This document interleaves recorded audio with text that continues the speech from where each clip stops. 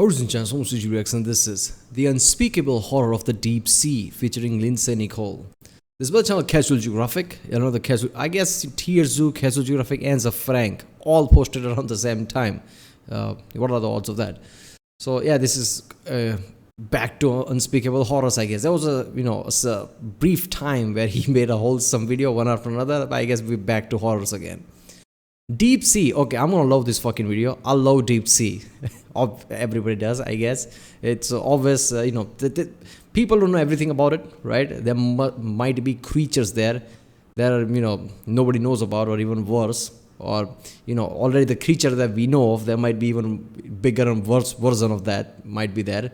It's like, take our psychology. Like, if you create something, like if you tell AI to create some kind of a really worse image that screws with our psychology, and whatever they come up with it, that's how basically creatures from the deep sea look. It's like, nature knows how to scare us, right? And I guess if you create really heavy conditions, like really pressurized zone, the creatures that come out of automatically looks things from horror. So I guess this is gonna be really interesting. It's an 18-minute video, so he's gonna cover, I guess, everything that we know of deep sea, because that's how he usually makes 30-second clips or something. And if he's talking about 18 minutes, he's gonna be covering everything. So this is gonna be fun. Let's watch it. Probably heard me say that I'd rather eat 10 pounds of Popeye's biscuits with no drink than ever go out into the ocean. Well, I'd rather ride cross-country on a bike with a hot grill for a seat than spend half a second in the deep sea. There's a lot of living nightmares and paralysis demons come to life if you sink deep enough. And the megalodon is not one of them.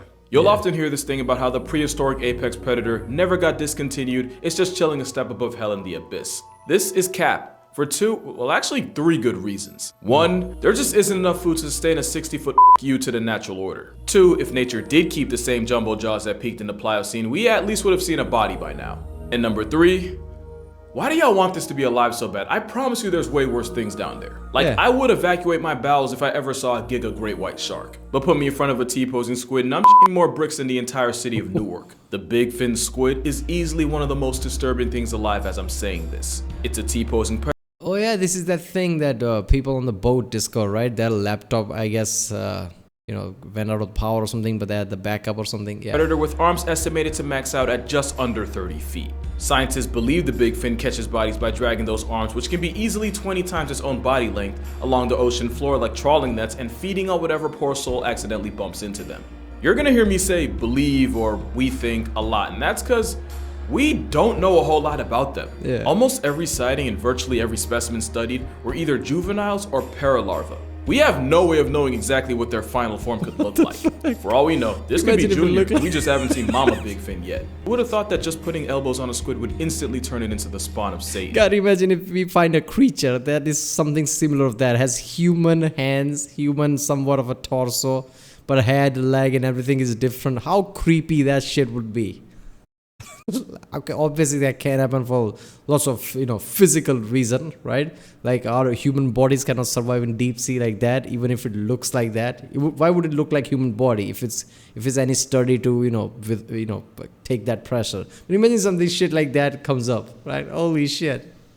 Oh, and if you thought the big fin was just this slow, passive floating predator, then you're seriously underestimating the ocean's ability to massacre your mental health. And if you're curious, this video was taken about 7,000 feet down in the Gulf of Mexico. But considering they're believed to be the deepest living squids at about 20,000 feet, I have a theory. This is a juvenile, and the big boys are the ones shacking it up down in the crotch of the ocean. But good news, the big fin probably only feeds on small fish and crustaceans. Bad news, there are squids big enough to beef with the biggest predators on the planet. And the biggest predator on the planet that isn't a disgraced former YouTuber is the sperm whale, which on its own would have to be one of the most traumatizing things to witness during their 2-hour hunting expeditions down in the deep sea. Well, the tankiest carnivore on Earth regularly runs fades with the giant squid. And by giant, we're talking about calamari growing to an estimated 40 feet long. Not only are they themselves predators that hunt using 20-foot tentacles, they're opportunistic cannibals that would 100% murk their entire family reunion for some calories. Now, nature high-key screwed up their character design. They have a donut-shaped brain and an esophagus running through it, meaning if they swallow something big enough, not only do they run the risk of choking to a flatline, they can also factory reset their entire personality through severe brain damage. Which is why they mitigate this by shredding their victims with a razor-sharp beak and what is essentially a tongue with teeth, the radula. That beak is such a weapon that you'll rarely see a sperm whale that hasn't been tattooed during a struggle with a giant squid. And while the plus-size cephalopod usually loses in a war with the whale, they do not make it easy. But the most disturbing thing about them is that eye. Giant squids have the most physically imposing eye in nature, with it being roughly the size of a soccer ball. Contrary to popular belief, huge eyes don't exactly help it see further, but it does mean they're terrifyingly good at noticing objects giving off their own light, which is a lifesaver since when their biggest optosperm whale See, that is so fucked up looking at it. I don't know why it psychologically fucks with you. It's like, the black part of our eye just big as a football, whatever you call it, right? Soccer ball. Like, just look, fuck, that thing's, staring at you while you're, underwater or something. Yeah, you'd freeze. Like, there are certain people who sees, Bengal tiger or some kind of tiger or something, and they just freeze at place, right? They can't even move. I think that would happen to most humans. You've just seen that shit. Whale is on the hunt. Modern-day Leviathan disturbs glowing creatures like jellyfish and crustaceans who flash in response. Having eyes as big as our heads means the giant squid can detect and use those flashes to avoid becoming a course. But that also means that if you ever go swimming in the Giga Squid's area code, the flashes you'd create mean that while you might not see it, the same animal that does its own kind dirty would know exactly where you are. And honestly, there's only one thing that could be worse than getting stalked by a school bus-sized headfoot. There's another squid with hunting tactics so spiritually upsetting, I'm not even going to talk about it. I'm going to go ahead and use a lifeline. The Humboldt squid, also known as the red devil. I'm Lindsay, by the way. Hi. Humboldt squid are found in the eastern Pacific Ocean, typically between 600 to 2,300 feet below the surface of the ocean. And their nickname comes from the way they use their pigment cells called chromatophores to communicate. You're probably familiar with chromatophores through videos of different cephalopods using them to change color, blending into their surroundings, and even dreaming. And Humboldt squid notably use them to turn bright red when they're aggravated, hence the nickname red devil. It's very on brand. They're also extremely predatory and have been known to act aggressively towards scuba divers on rare occasion, which becomes a bit more terrifying when I tell you that they can get to 8 feet long and 100 pounds. Now you might be thinking, Lindsay, that is not that big. What about the giant squid and the colossal squid that can both get to like 40 feet long? Well, I haven't told you the best part yet. The Humboldt squid is known to live and hunt in groups of up to 10, no, up to 100, no, 1,000, yes, in groups of over 1,000. 1,000 squid. That's about 990 too many if you ask me. While hunting in these 1,000 squid, 8 feet, whatever, 1,000, 8 feet squid. What is this, like a piranha or something, like a horror fucking movie? Like, imagine that scenario, holy shit. So if you encounter this like suddenly glowing red thing 8 foot long, you need to fucking, if you're swimming out, whatever, scuba diving, you need to swim the fuck up as fast as you can, because there are probably 999 behind it. Just fucking visualize that, like, holy fuck. I can't, groups, they use their chromatophores to communicate with each other, coordinating movements and attacks, allowing them to take down larger prey, dragging them into the depths until they go unconscious. Scientists have identified some of these communication patterns, as you can see in this little chart, but still don't know exactly what any of them mean. But regardless, that sounds like one of the worst ways to be unalived in the ocean. Oh wait, this isn't a TikTok collaboration. That sounds like one of the worst ways to die in the ocean. So as you can see, whether it's being confronted by a Humboldt block party or squaring up with a live-action kraken, there are many aspects of the deep sea that end up with you putting your therapist up a tax bracket. And a lot of that's because of this cute little thing known as deep sea gigantism. The idea that the cold temperature, the dissolved oxygen, and the lack of pressure from predators allow some animals to escalate to the biggest and most terrifying versions of themselves. Exhibit A, the Japanese spider crab, which can measure 12 feet across from claw to claw and weigh as much as a human toddler. Only thing worse than a giant spider crab is a giant crab spider. Okay, major. Yep, there you go, major spider warning. The first time I saw this in his video, like, why is he talking about major? Like, he talks all the creepy shit, but he has to give warning about spider. But apparently, lots of people have issue with spider. I mean, it's understandable.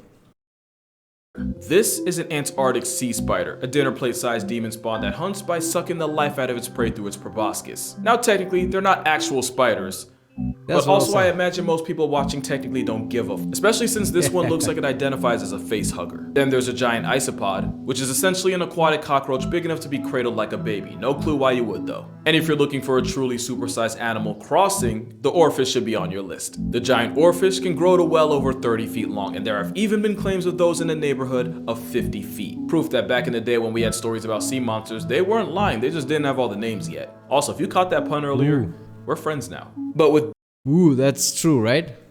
What is a sea monster from Scotland? Forgot the fucking name. Bessie. I don't know what the name was, right? But I can imagine something like this could have popped up there, right? Or got released there somehow, and people just mistaken that for something like, because this kind of a giant fish and giant sea creatures do exist. So when somebody talk about the sea creature, this and that, it's not that far-fetched to think like something like this people could have mistaken for it, right? I mean, there were lots of stupid shows. I don't know.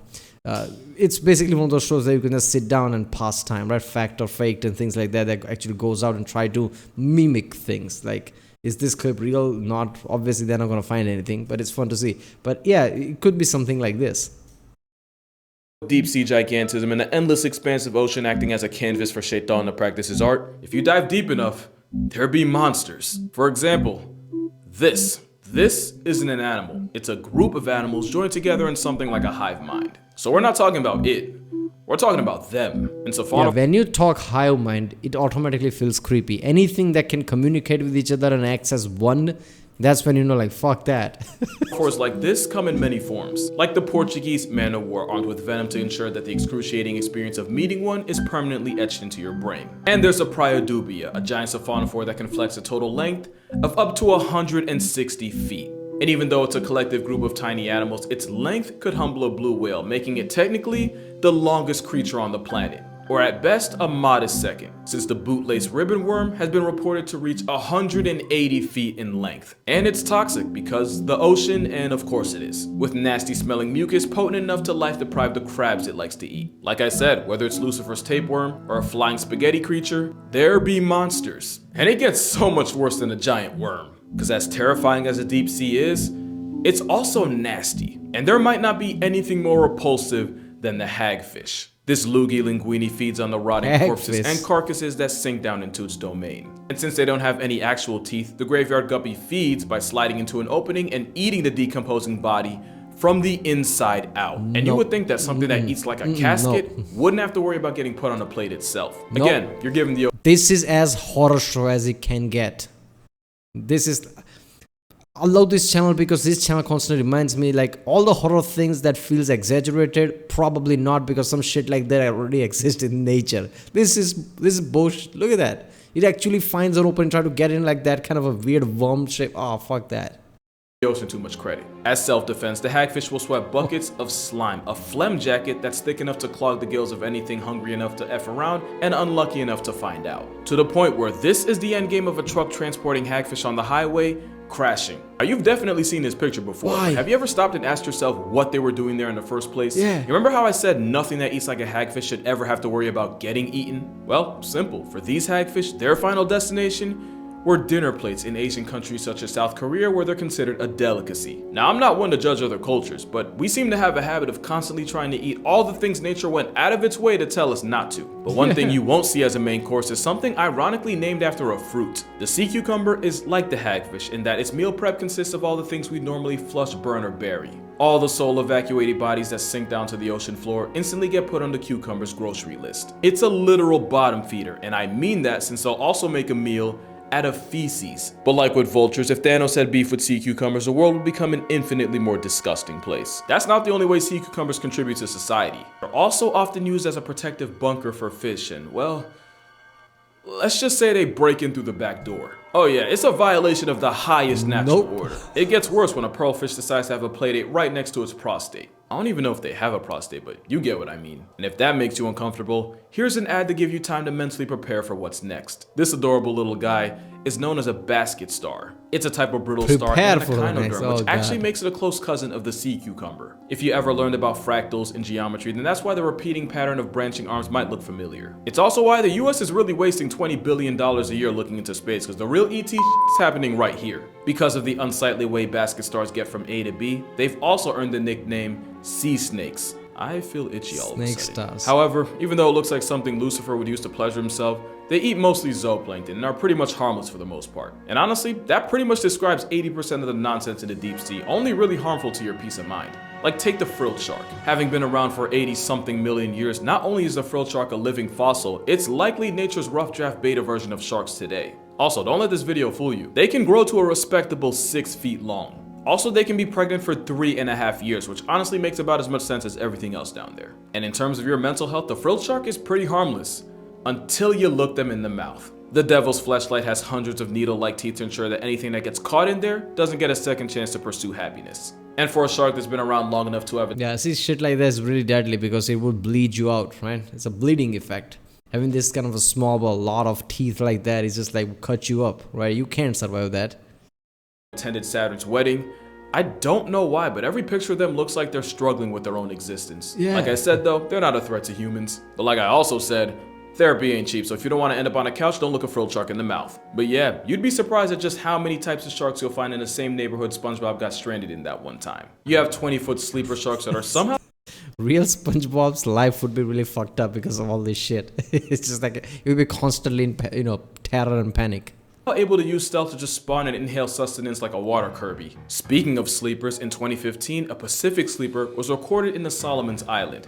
Why is that important? Well, its home address was right under an active volcano, proving that if any animal had plot armor, it'd be sharks. Then you have the ghost shark, which, okay, yep, you got me, isn't an actual shark, it's a close cousin known as a chimera. The ghost part though, that's on brand. They kind of remind me of the dry bones fish from Mario. The ghost not a shark doesn't even have the Look at teeth you'd that expect it to have, but instead they have type of plates thing. that they use Ghost to grind makes up sense. food. But since nature's constantly overcompensating, chimeras do have venomous spines that are harmful to more than just your mental well-being. But by far the weirdest thing about them, chimeras have a tenaculum on their forehead. A tenaculum is a reproductive organ, meaning this fish has a on his Just forehead. say it. Venom and Just say it. that aside, this fish fresh out of Tim Burton's Wet Dream is actually pretty cool looking. And I'm just gonna say it, I think they're cute, and I'm perfectly fine with Don't let standing it on that hill headbutt you, alone. I guess. However, I don't think you'll find a single soul on this next shark's hill. Feast your eyes on the Goblin shark, a demon dog-looking fish with a mouth that snaps like nobody's business. They're rarely seen but are known to live in oceans all around the world, at depths of up to 4,200 feet below the surface of the ocean, and are estimated to get to 18 feet long, which is really big for a deep-sea shark. You might have seen videos online of their jaws just fully ejecting from their brain case in a process called slingshot feeding. It's kind of what they're known for. Their upper and lower jaws lunge forward away from the skull, engulfing their prey. I know it probably seems ridiculous and almost alien, but it's actually not uncommon. Most fishes have jaws that aren't entirely attached. One might argue that the goblin shark is the most extreme example of this look, until you see a video of the sling jaw wrasse, who use suction feeding to snatch up their What? prey. They look like they have a Look at that. trombone stuck in their mouth. Goblin sharks have a particularly long snout, and it's not for nothing. They have sensory structures, pores all over it, that help them locate their prey, like squid,